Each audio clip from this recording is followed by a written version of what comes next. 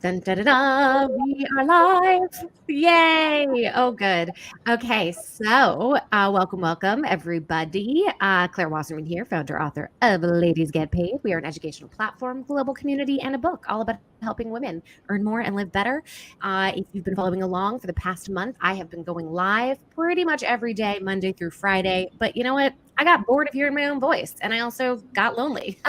So figured, if our mission is to help women earn more and live better, why would we not pass the mic literally to other women who also share that mission and who maybe are approaching it in different ways? And so this, I believe, is my third coach interview. But, Lucy, she may be new to you all, but she is like she's original Ladies Get Paid. Way back, we've done work with her before. She's a fantastic communication coach, career coach. She specializes in job transitions, resume writing.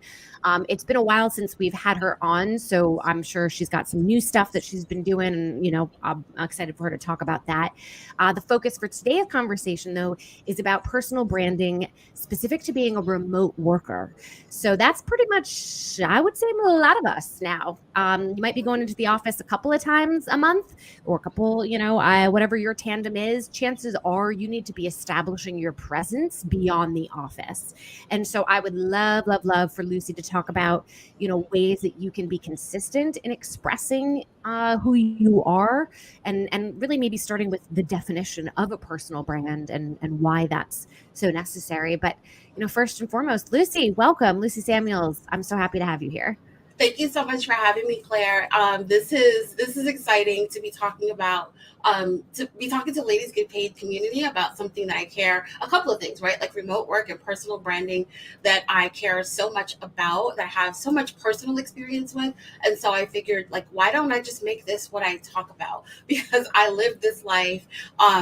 And, it ties in really nicely with my background, as you said, in communication and career coaching.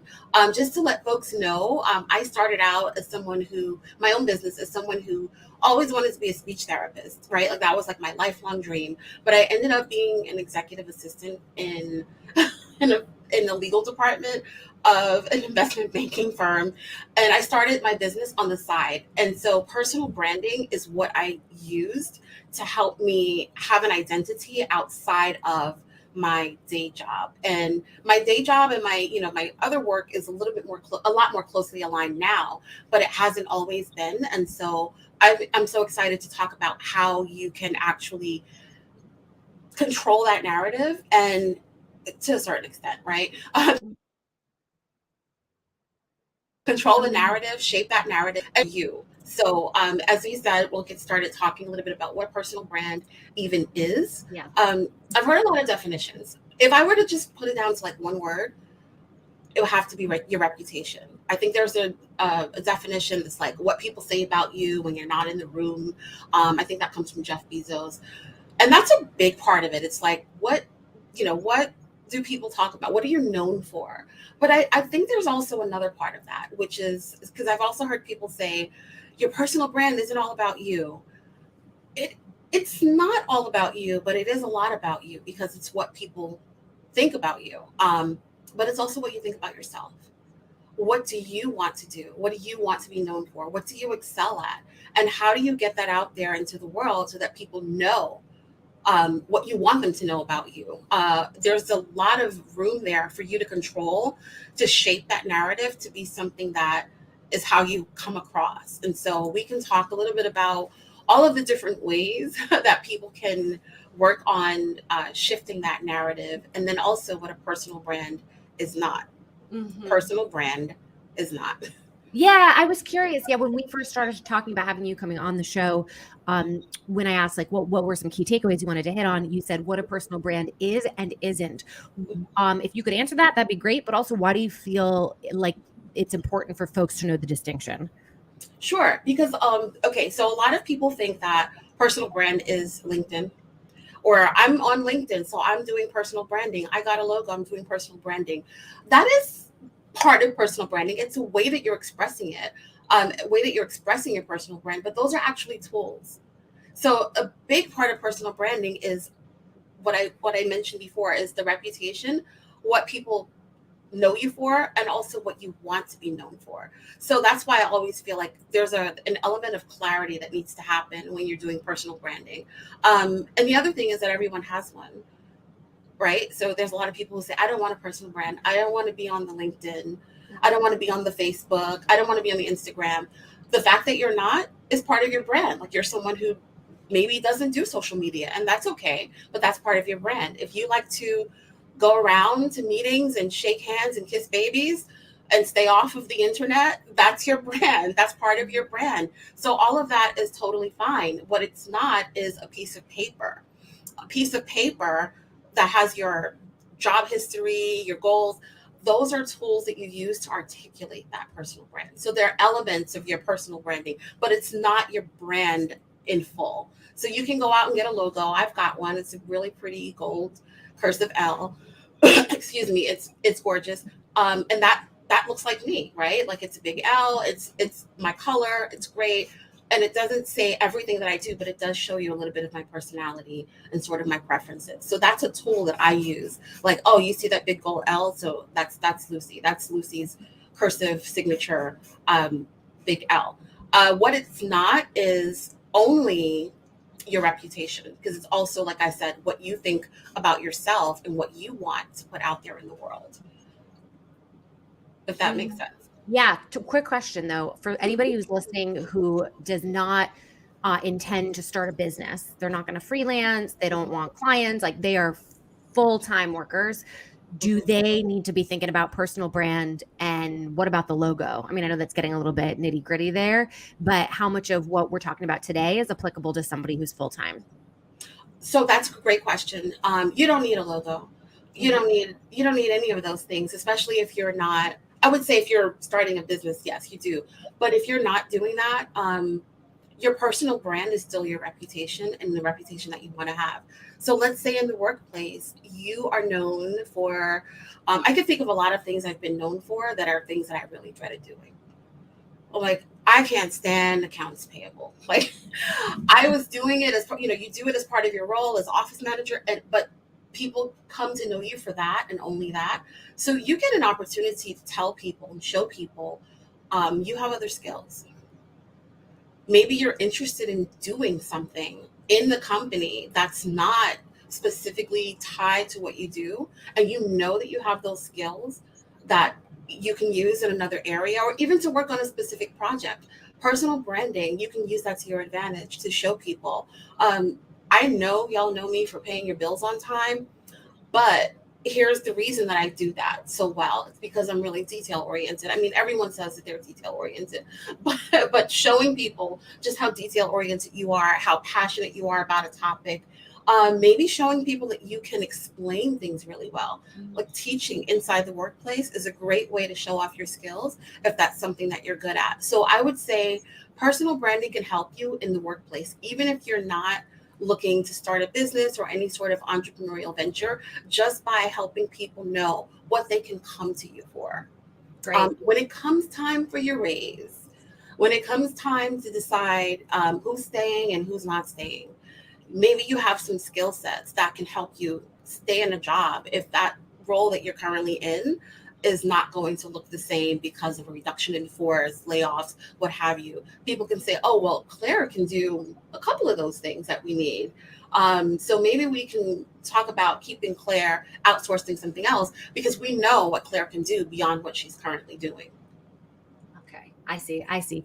So to get into kind of the brass tacks of it, what are some ways that people who, again, we'll start with full-time, and then if you want to extrapolate from there to freelance or business owners, how can you start expressing your personal brand, again, in what you currently do, but what you also want to be known for? I absolutely love that you've made that distinction.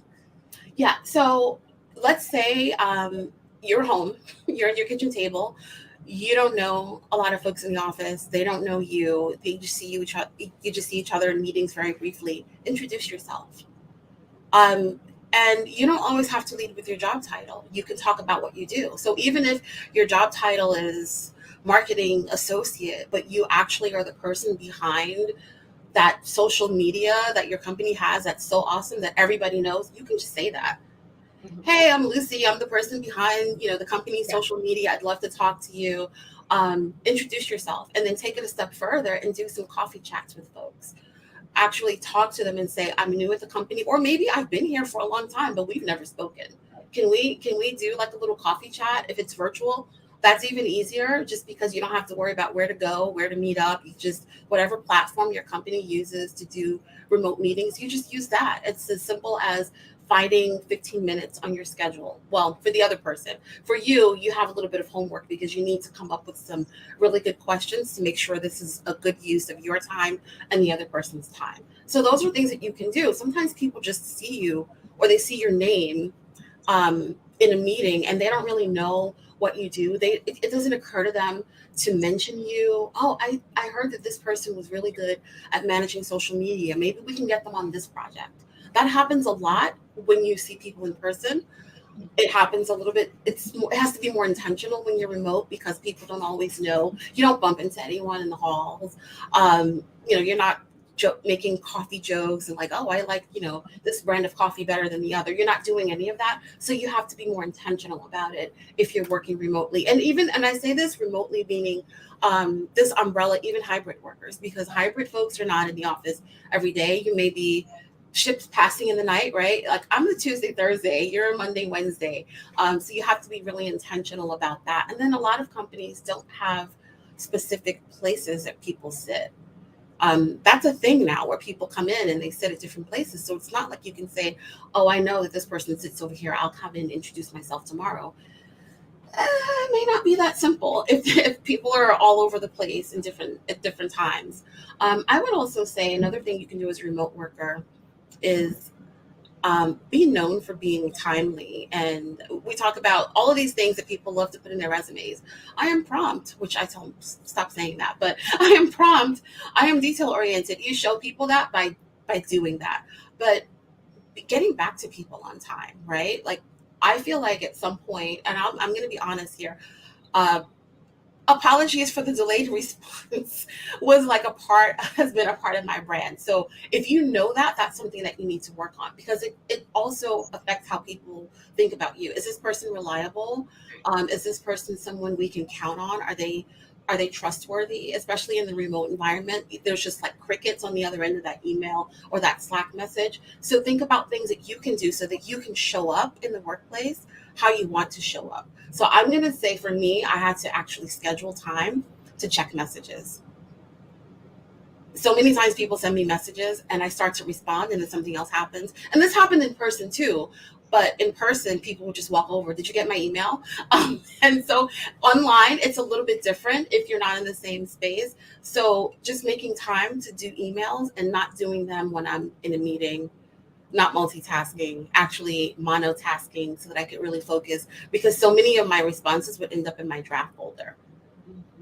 And that's email and Slack. So that was my bad. And that's something that I have continuously worked on, understanding that, communication, digital communication, this is the only way that we have to really communicate with one another. Although I do use the phone sometimes. Sometimes I talk to my coworkers on the phone. I'll just say, you have 5 minutes? can we chat about this? So that's something that you can think about too. So branding in the workplace for you as an employee who's not looking for, even if you're not looking for another opportunity, if you're just looking to be there, be a happy, have the best, I'd say, have the best experience that you can have in that company as a remote professional, personal branding is your friend, because you can use it, you can leverage it to get other opportunities, even within the company, whether it's a job or project, maybe some things that you may want to try out, or maybe some things that you've been learning about outside of work that you want to put into practice at work. Those are all ways that you can use personal branding to leverage that experience at the company. Why did you want to talk about this subject, by the way? Like, why? Yeah, because you, for me at least, I know you as a resume writer, editor. Mhm. So, which I would actually love to talk also about that, if you don't Yep. mind, because I know we've got a lot of questions, Mhm. and that obviously bleeds in nicely with personal branding. I mean, it is a tool for personal branding. But yeah, why did the idea of personal branding as a remote worker resonate so much with you as the topic you wanted to focus on for today's conversation? Because I'm sort of obsessed with it. I'm obsessed with it because I realized before I started getting into all these tools, I would lead with my title. I would start to jumble over my words. And I learned that I could talk about what I do without ever really saying my job title. Not that the job title was so bad, I just felt like it wasn't really clear and it didn't articulate what I like to do. And as soon as people heard it, they'd say, oh, yeah, yeah, yeah. And then they just kind of tuned out the rest of it. So I learned to speak up for myself and say, well, what do I want to be known for? What do I like to do? I'm the person who works in this department who um, always has a notebook in her hand. That's literally my thing. It's my thing everywhere I go. I'm known for taking great notes, for coming up with wonderful ideas, and being known for certain things has gotten me into places that I wouldn't have been able to get into if I had just said my job title, or if I hadn't bothered to lean into things that I already gravitate toward naturally. And sometimes it's not a job. Sometimes it's just an asset. I learned that I was really good at helping people find their strengths. So when it came time to hire, one of the departments that I worked in, we couldn't keep anybody. We kept going through staff, temps, and I'm just like, let me in, coach. Like, let me take a stab at this. And it was really good. I was really good at helping people, helping the department figure out who would be good at which job. And so I learned that I could just take that job that I had that was just, it was an okay job, but make it so much better and actually design my own job and get a title change to something that I felt reflected what I did. It changed my entire, like, learning how to do personal branding and actually take control of it just changed my entire career path. Wow. Wow. Could you tell that story as much as you remember it, of when you decided, you know what, I want to be known for something else, and the building blocks to getting there, and the actual pitching of, I mean, it sounded like you created your own. Did you create an entirely new position, or there was an open position in a different department that you then offered yourself for? Yeah, there was no position. It Wow. was like, I'm here. Yeah. You all are flailing. You need this. I did this more than once, actually. The first time I did it, I was still in my 20s. And I was actually really burned out in the job because I was doing more than one role. And so I talked to my coworker who was about to leave, and she and I sat down. We came up with a job description for the person that they were going to hire. And I was actually doing screening for the department that I worked in. And it wasn't just my idea that I came up with all by my lonesome. Someone kind of tapped me on the shoulder and said, why don't you go for that job? It seems like you're doing a lot of it already. Our director is burned out meeting new people, doesn't really want anyone else to work. And so I came up with this new title for myself, and I kind of said all of the things that I had been doing that I could then do in this new role. And he was like, yeah, that seems good. That seems good. And then I had the issue of the other role that I was already in, trying to fill that. And I became known for the person who can find, great talent to work. I'm not a recruiter, but just find great talent and train people. So training was also one of the things that I really, really like to do. So I made job aids. I thought about all of the things that I enjoy and how could I have a department working with people I wanted to work with. And I put all of that into like a procedures manual. So I did a lot of work. And I pitched it to a really high up person, and I was scared, and I did it scared because I was like, it's either I'm going to be terrified and ask and he says no, or maybe he says yes, or I'm going to come into work and just have so much anxiety like I do now because I'm so burned out and I don't have time to even have lunch or anything like that. So those are my two choices. So my number one choice was go in the office, knock on the door, hand trembling, ask. Go in with your notes because I didn't want to be unprepared and have someone say, well, oh, well, ask me a question that I just wasn't prepared for. I took a lot of time to do that. I also did some research around the company and a couple of other people that I know about their job titles and wanted to know. So you have this really cool job title. What do you do there? Some of the people that I would talk to on the phone at law firms, they had interesting titles. I would ask them about it. Just people that I would normally speak to, I would just ask them, oh yeah, I'm thinking of, moving into a different role here. I didn't say it doesn't exist yet, but I would just, they don't really have a problem giving you that kind of information. I know we ask people about salaries, that gets a little sticky, but a lot of people will tell you. If you ask, people will tell you. And if they don't, you don't need to get offended. It's okay. Someone else is going to tell you. Okay. Okay. I love it. And I'm seeing some good comments here. We got, this is really good. I want to build my personal brand here to help me build my confidence to go out on my own. Incredible self-awareness is the key to understanding a personal brand. Yes, absolutely.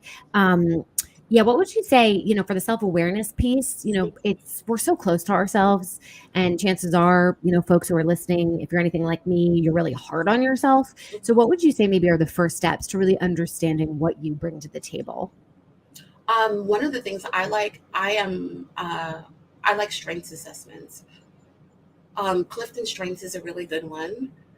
You can get one for free online, and it'll give you enough to go with, and you may see some patterns there.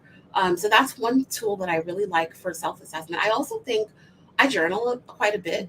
Mhm. Um, Taking stock of how I actually feel when certain things happen. Mhm. I worked on a project. I planned an event. I was excited. I was talking a lot about that. I didn't even think of myself as an event planner or as an HR person, but I was excited, and I made a note of being excited when I did something that made me feel good. And also when I did something that made me feel not so great. Doesn't mean that you're going to like every single thing that you do, but being aware starts with actually taking the time to take stock of how you feel. Um, yes, and also what people say about you. Sometimes we're bad sometimes at recognizing our own talents, and other people may compliment us, and sometimes it's, you just say thank you, and other times you may say, huh, I never really thought about that. um, and that can just open your eyes to something that you didn't realize was a thing. There's a lot of things that people do that someone doesn't realize is a job or is a strength. Right, right. I want to talk about resumes just for a Yeah. little bit, since that's, kind of where I know you from. So and also LinkedIn, off the top of your head, what are some pet peeves? Maybe we could begin there, or think, you're just like, God, people, can you stop doing this? Or can you start doing this? Mhm. And also if things have changed too, since the pandemic, Mhm. uh, in the guidance that you give to folks when it comes to resume and LinkedIn writing. Yes. So I remember a few months into the pandemic is when I did the first resume workshop with Ladies Get Paid, and we talked a lot about. I think the Oh, I topic. thought it was before. Oh my gosh, I think it was No, before pre-pandemic. that, it was all in person. You were this lady in the pink suit. I never thought I would ever like meet you and have a conversation with you. Yeah, the lady in the pink suit, and look at me now. I'm like, sweaty, no With makeup. a cap on. Yeah, this is what the pandemic has done. Like, no fucks given. That being said, if you see me in person, Zero. yeah, in person though, yeah, but like, Mhm. it's so interesting, right? Like, in person, I would never do this, but yet, Mm. how are things any different, right? Like, you're all still connecting with us, like, and actually, technically, is this more intimate? Maybe like you're in our homes. I don't know. It's so In some interesting. ways, it is more intimate. I mean, Yeah, we could talk about that for days. yeah, So I think there was this that was a really popular workshop. yeah. And it was popular, I think, because it was like people were getting laid off. People were like, this is this new thing that I have to navigate. What do I do? I had been working remotely since before the pandemic. So I noticed the shift in what people were talking about. I'm like, I heard there's these robots, and what do I do? So that was a really popular one. I think if I were to do it again this year, I would probably talk about applicant tracking systems and AI a little bit less, make people aware of them. But there was a lot of fear around them at the Mhm. time. ATS, applicant tracking systems, making sure you have the right keywords, the right fonts, that you can, the system can find you. And there's also, the human being who has to read your resume. So I would say make sure that your resume is clear, easy to read, and it has the right keywords, but don't obsess over these robots. Mhm. Pay more attention to what you would like to do, and make sure that you see any place that your experience and goals, not just what you've done previously, but your goals align with the role that you're applying for. Not just any role, but roles, because you don't need to reinvent the wheel every time you apply for a job. Maybe some tweaks here and there. If you're spending an hour every time, you're spending too much time. Okay. You're definitely spending too much time. You need to go back and dig in to your own personal brand and make sure, like, why do I have so many? Why is it taking me 5 hours to apply for Okay. one role? Maybe there's a role that's really special where you have to go through some specific process, but most of the time it's not like that. If you've taken the time to dig into your brand, figure out how you want to uh, show up in the world, it shouldn't take you that long. Some of my pet peeves is that's one of them, Mhm. taking too long to do to do your resume, taking too long because you're starting from scratch each and every single time. Mhm. Focusing on things that you don't really want to do. I've done these things, so I'm not perfect. Like I've done these things in the past, and I realized all I did was attract more of the same mundane work that I had no interest in. I was too focused, being too focused on your job title and not um, what you actually do as a person. So, if two people sit next to each other, have the same title, same job description, their resumes still shouldn't be identical because you're each going to have a different approach. So, you work in a call center, your coworker was also a call center representative. Maybe one of you is bilingual. Maybe one of you is the one who gets the escalated calls, where the other one is the one who handles more calls. You're not doing the same exact job in the same exact way. So your resume shouldn't look like you do. You should look like two separate people. I've seen people who refer someone to me and I'm like, I've seen this before. Your friend and you have the same exact word. Like everything, every comma, every period is the same for these two roles. It's not supposed to be that way. Thankfully they came to see me, they got help, but I'm like, it's happened a few times where people will refer someone to me, or I work with someone in the same company and they have the exact same verbiage. So that's a huge problem. I would say another thing is a lot of folks want to work remotely and they're not really that well versed in companies that may do things a little bit differently. Um, Maybe that they're asynchronous, they're working across multiple time zones. Talk about how you did something. So it's great that you did these things, but if you had to collaborate without really, reaching over to touch that person, you should say that, right? You collaborated virtually. If you had to do something using specific tools, get those tools on your resume. Not everyone uses the same tools. People want to know that you can step into things and pick them up quickly. If you had to use any sort of collaboration tool, talk about them. And I even say get rid of some of those adjectives and fill that space with some hard facts, like actually what you did. Talk about what you did, the impact that it had, and how you did that, how you did that specific thing. Your resume is going to be so much more interesting, and nobody can ever have the exact same thing that you have. That's part of your personal brand. That's how you use a resume as a tool to articulate your personal brand. Same thing with LinkedIn. And LinkedIn has even more possibilities because you're not limited to like a sheet of paper or two. Yeah, yeah. Um, sorry, this is a question I'm asking all of the coaches who come on and do these lives. It's about the fundamentals of becoming your biggest champion in work, money, and life. So I know we're all approaching it in different ways, but I do think at the end of the day, there is probably something that is just core that you believe that folks really need to cultivate when it comes to being their best advocate. Because if not us, who? Unless you're lucky and you have a mentor, the buck stops with us. We are most responsible for the quality of our lives. So for you, in your own journey and the folks that you've worked with, what would you say are those kind of fundamental ingredients to becoming your biggest champion? So for me, my work is centered around helping people develop two things: communication confidence and tools, because I think they work hand in hand. So it's easy to say, have confidence in yourself, don't worry about your accent. It's not that easy to do. It's easy to say, it's not easy to do. So to supplement that, and I don't know if you want to say fake it till you make it, or if it's just a matter of building your confidence in a way that is more real, more authentic, is to have some tools to support you. Have some templates. Take the time out. If you're someone who doesn't process things, you need time to think about it before you speak up on that Zoom call, ask for an agenda. That's okay. Say, do you mind telling me what we're going to be talking about on this call so I can be better prepared? That's all cool. So having that confidence, but also having tools to support you so that you can build the confidence. If you know you're late responding to emails, have some templates. Set up your Slack so that it's connected to your calendar so people will know, okay, you're in a meeting. I'm not gonna expect a response right away. Get comfortable using more tools so that you can build up that confidence, so that you can advocate for yourself. And that includes self-promotion. I love that. I love that. So good. It's like figuring out the conditions of success for yourself. Like, what do you need to thrive, and then make it easier for yourself to get there. Exactly. And what do you have? What are you working on, by the way? Like, what's coming up next for you? How can people find you, follow you, pay you? Ladies get paid. Okay, Yeah. ladies get paid. Yeah, I love that. Um, I am online at lucysamuels.co.co. I am planning actually an I Am Remarkable workshop on Saturday. I think it's June 10th.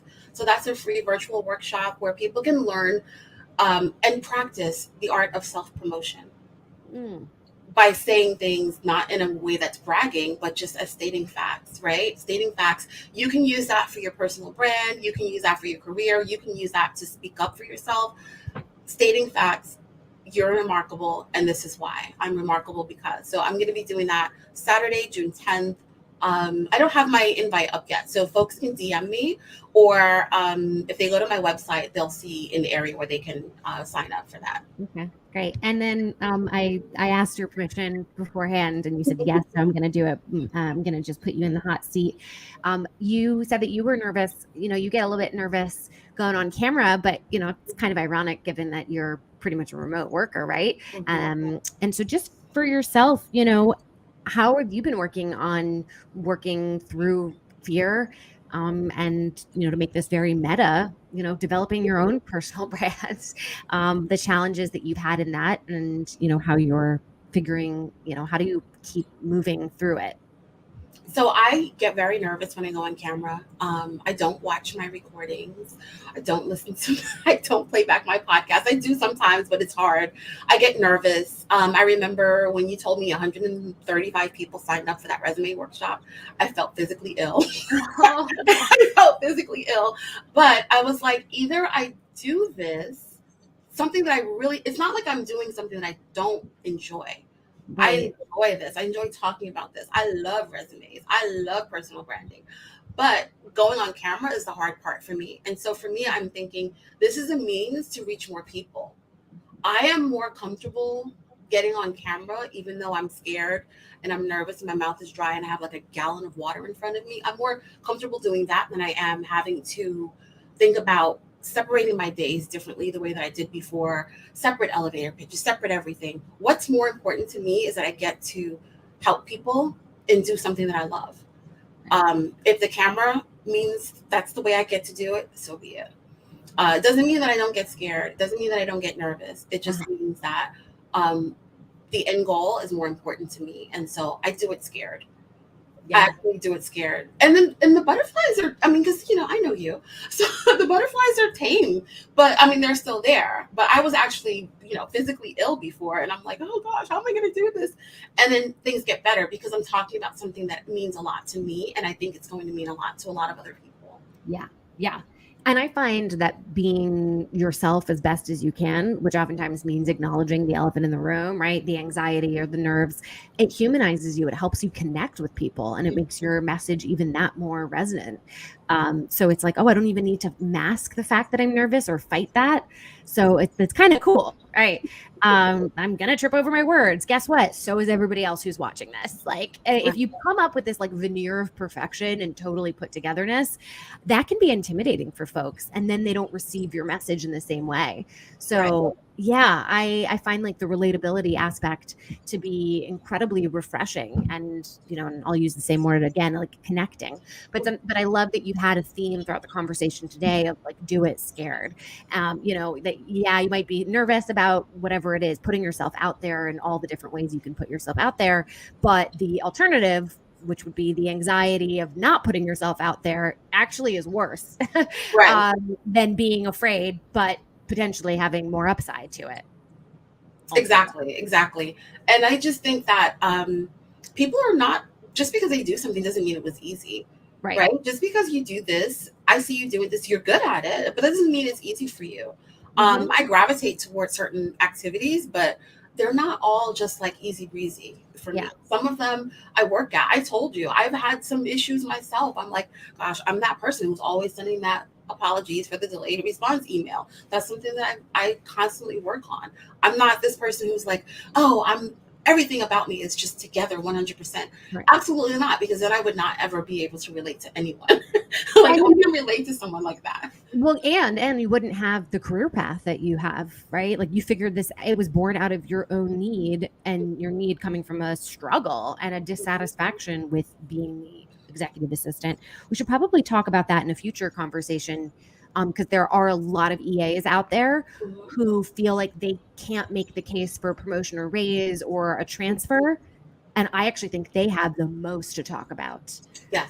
They have so many transferable skills, but maybe don't feel the confidence or aren't quite sure how to quantify the work. So Mhm. that would definitely, knowing that that's where you came from, I think could be quite of a powerful conversation in the future. But I've used your time for the day. Thank you Thank you. to you, Lucy, and to Whitney, Meredith, Rachel, and whoever else was watching. Really appreciate you guys.